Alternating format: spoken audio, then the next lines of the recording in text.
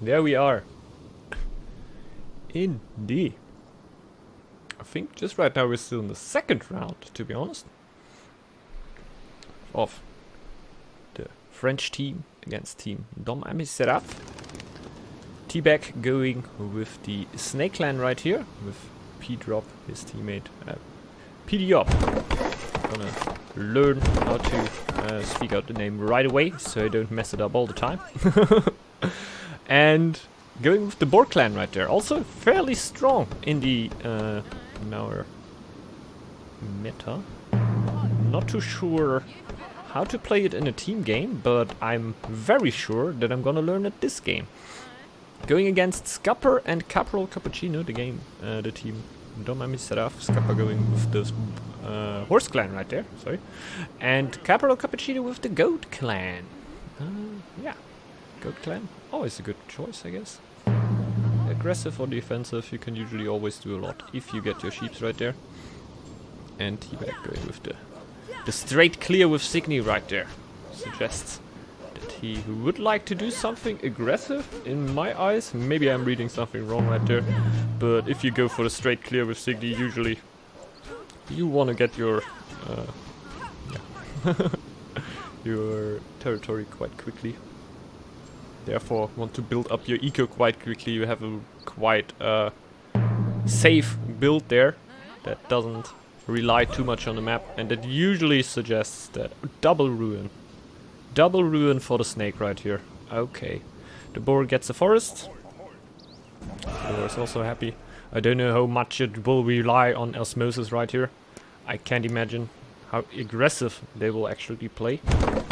But just right now it's just getting quite aggressive. It's like what happened in this game. He just starts to build his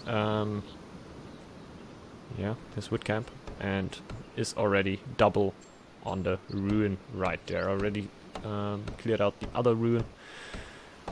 There might actually be something going on with a skirmisher rush. Well, I can't really tell.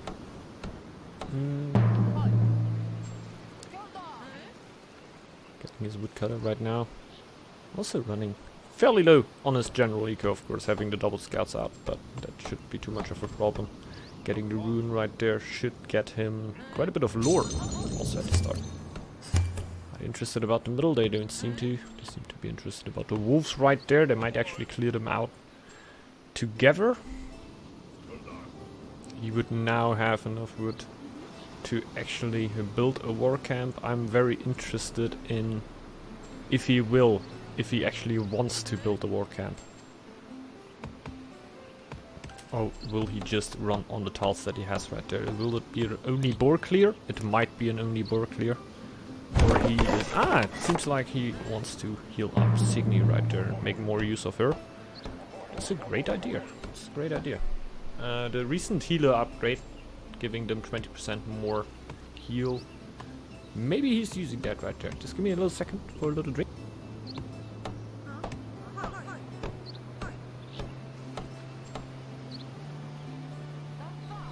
Here we are again. Signy slowly getting healed. Soon! Since healer camp goes up right now. Getting a little bit heal in. I'm interested in how much the heal will affect Signy right there, and it seems to be good. It seems to be fairly good here. It's very nice. It's very nice.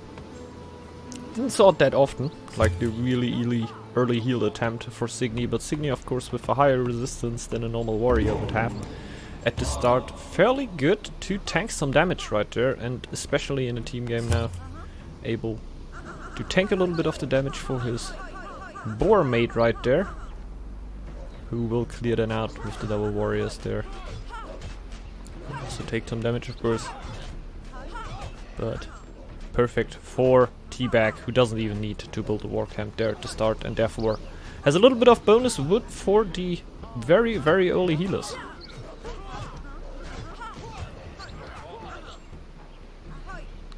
A little wolf attack there going on for P-Up. A little bit unfortunate though, just before you peek in. 4 wolves in this tile, will they take it on? This is actually close. Will they be able to do that?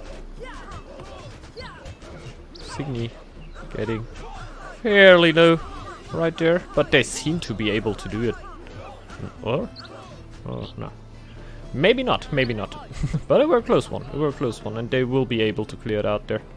Just having a little bit of healing for Signy, then let her go in again and finish off this little wolf. Very nice, very nice.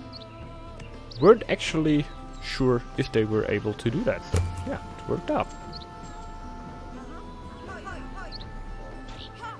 Boop. There's theirs. The boar taking it right away. Quite interested into the stone, I would say. I guess the boar is the scouting force right here. Since, yeah, Snake Clan, of course. Would be nice if you could only focus into your army right there. Maybe even in getting an upgrade. It looks like it while he is trying to clear his iron right there. But it might only be about clearing out the wolves right there to not get attacked. Keep in mind we're playing on high difficulty right here, so the wolf attacks, we already saw it in the first game from False and Only Rex right there, the free wolf attack in 801. This may have already suggested to a lot of you that this is played on high difficulty right here, so yeah, quite important to know, I would say. Going in there with the full health. Signy. Getting one lore master up there. That's the second lore master actually. Getting ready for that winter. A wise tower there from Pediop. A very wise tower. He will not get as annoyed from the wolves right there. And Teabag not actually clearing out the wolves there right away. Maybe also has other plans, maybe waiting for help of his teammate there to maybe even clear a little bit more. Can't actually say it. Yeah. It seems like he's very, very interested though. It seems like he wants to have this tower cleared out, and I would understand why. But maybe just camping there with Signy to not needing to build the tower there also. That might also just be the case here. And Teabag's food. Let's talk about Teabag's food. It were never at 40. Interesting, interesting. 801 completely without any food eco, basically. In my opinion, he might need to go a little bit higher before the winter here. But he might also prove me wrong there. I think he just went for the under pressure. So he might just count on having army close to his opponent.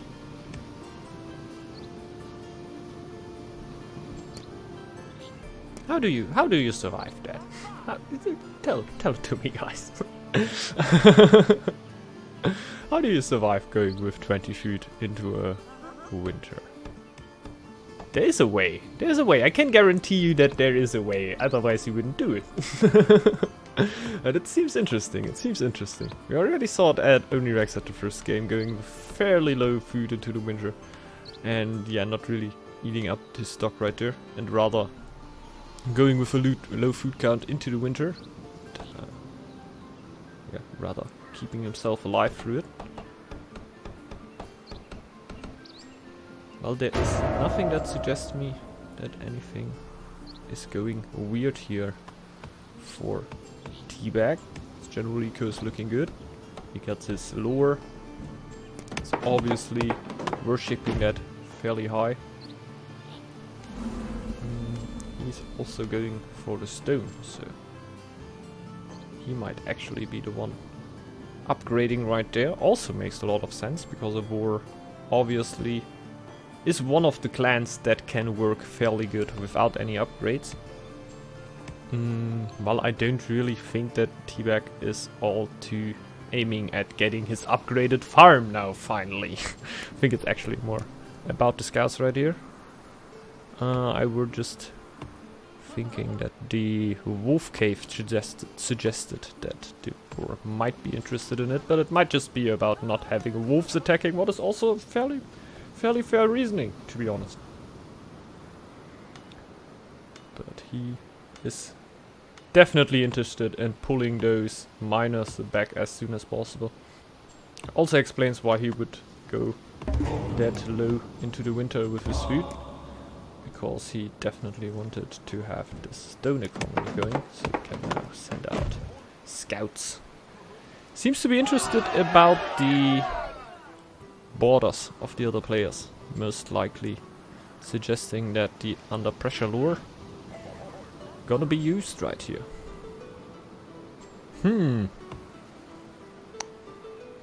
He can save his food, right? Yeah, he has a few woodcutters right there that he can just pull back. Going with the single wood camp through the winter. Through the first winter, same thing for the boar right there. I might have seen a second one right there as we were scrolling out, so I might be wrong with that. But it looked at the first time like it would be only one. But with the forest, shouldn't be too bad. Also having handiwork on top of there mostly suggests that they are more interested in gold economy right now. Can't say on what gold count the boar is right now, but for Teabag it's already looking not too bad with 160 and the ruin right next to him, so definitely a lot of gold potential right there. In general, not too many buildings here for Teabag, so not even a single war camp, so that might be important in the course of the game, but I don't think he will have all too many problems to get this play on. Interesting how he delayed that house for such a long time. I really like that. Went for the upgrade there instead of the house to 16. How most of you might know it, like on 11 need to build a house, next house for 16, and then I usually go up to 18 with my upgrade. I guess that's how a lot of players do it, but here we see an aggressive build. You can actually get around that and get your main hall upgrade so early that you can delay your house there a little bit. It's quite interesting. Now they're going for the clear there. Now when he has the upgraded live with the ranged attack now. Yeah, the first year definitely one of the most important years for Liv to go through, because the range attack is kicking in, and now Liv can really get a pain for the opposing players with her speed and damage.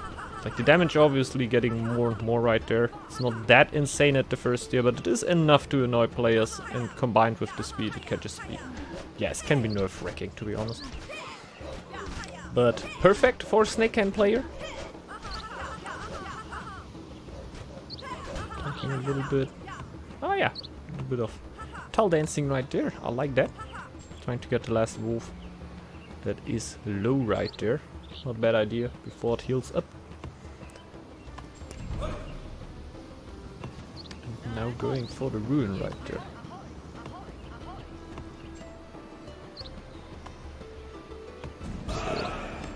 The only thing that in my eyes is missing right now is the war camps, but he's also not paying the upkeep for the war camps right there. So this is also a thing to note. A lot of players will delay the war camps until the last second, so they don't need to pay any upkeep and can, even with a fairly low gold economy, still get a good amount of gold out of it to just not pay the upkeep obviously.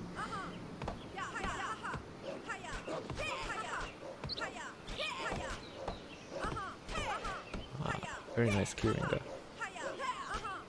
Dodging a few shots off the wolves there every time.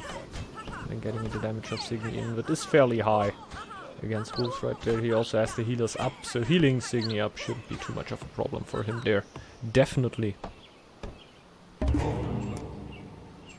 And there we have Under Pressure.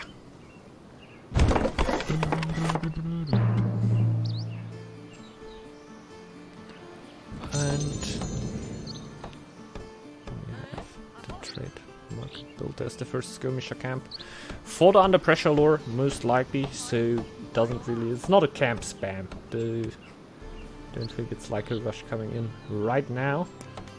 But the gold is looking okay.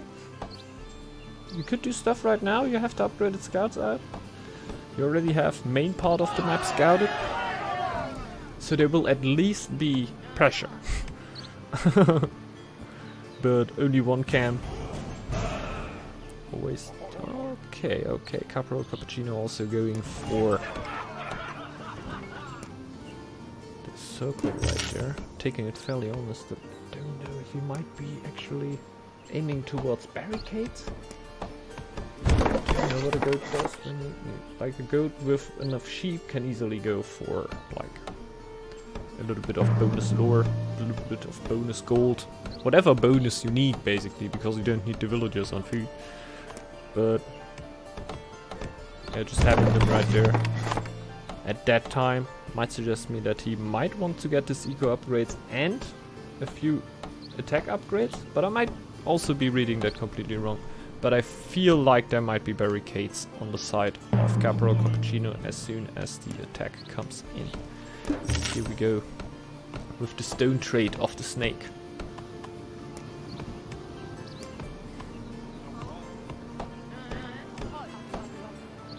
Getting a little bit of heal out for Signy. And the camps are coming up for Pidio.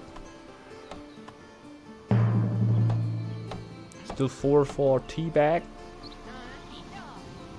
I think tendency going up. We'll get more right there, but they will also clear out the whole map right there, so it might not be skirmishers right here, but it isn't too bad though. That isn't too bad. Definitely, if you have the chance to go through the map, you should do so, since warriors can be way more effective than the skirmishers right there. Skirmisher attack, of course, can hit enemies at maps that aren't really clearable, and where they would think you wouldn't come over and you just come over with a skirmisher. This surprise factor is so high, but if you have the chance to go through, you should definitely consider to do it, because the strength of the warrior is definitely another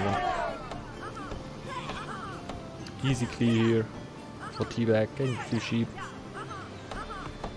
Sheep should also be on the side of Cappuccino. No, they shouldn't actually. They should be on the side of Scupper, because the map is mirrored. Always forget about that fact. So basically, Pidiop should have the map of Caporal Cappuccino and Scupper the map of Teabag. I couldn't see how many sheep Pidiop were able to get. He got a lot of tiles at the early time of the game one, but that isn't something that a board can't achieve. So might have gotten that without any sheep. Would be unfortunate for Caporal Cappuccino here, of course, but go.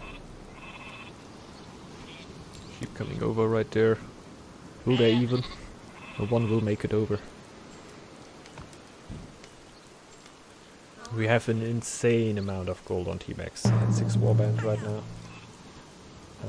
The potential to go up in warband is definitely there. Like, it's basically half a month and T-Bag is on 10 warband. And the attack can happen.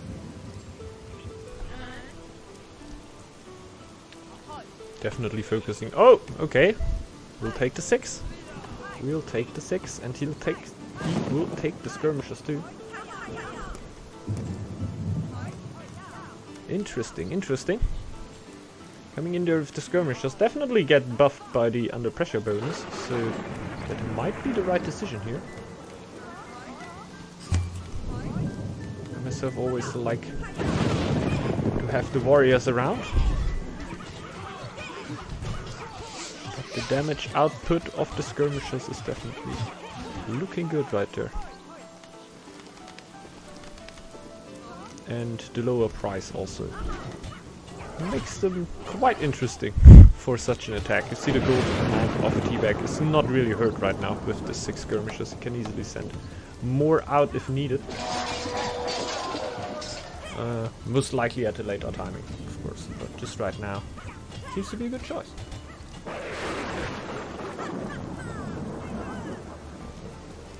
Don't click, push X. What?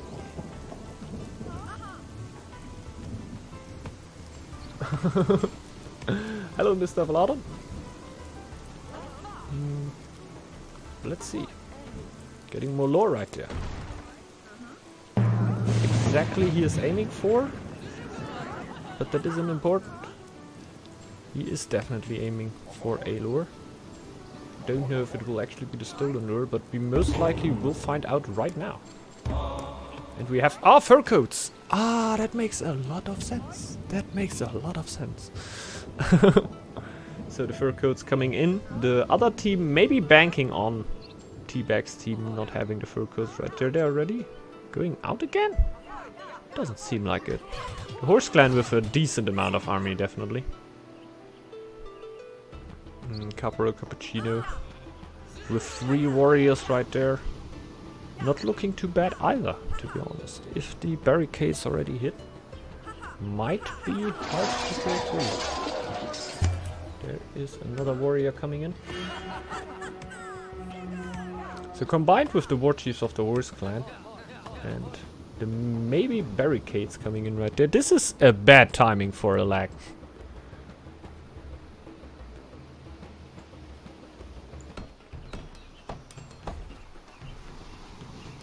The quality went down.